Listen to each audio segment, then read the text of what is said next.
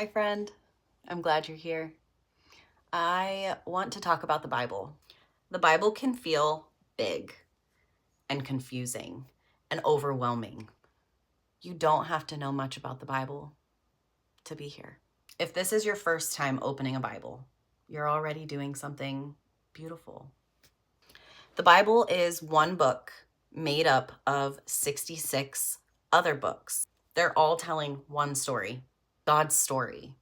It is a love letter to all of humanity. It reveals who God is and just how much he loves us, what he did for us. I've said I'm not a teacher, I'm not an expert, but I know who Jesus is. I know what he did for me and you. You can't have a relationship with someone you know nothing about. Learn who he is. Learn about his power and his magnificence and his intention. Learn about what he did for you and me.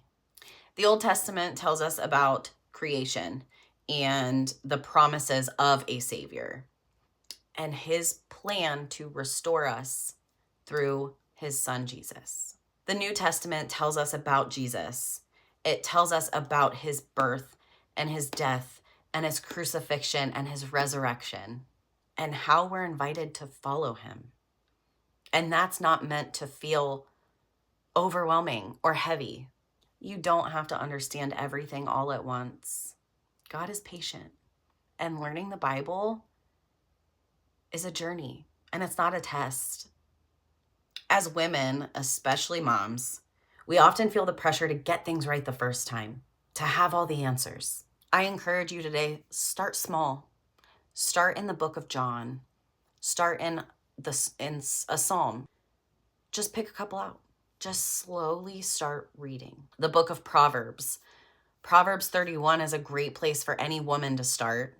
It explains what is expected of us as moms, as wives, as women in general, or women of Christ.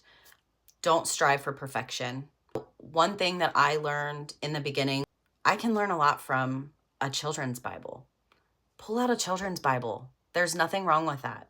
And then work your way up. Start at the basics if you really want. If you have no background, it doesn't matter who you are. God died for us, all of us.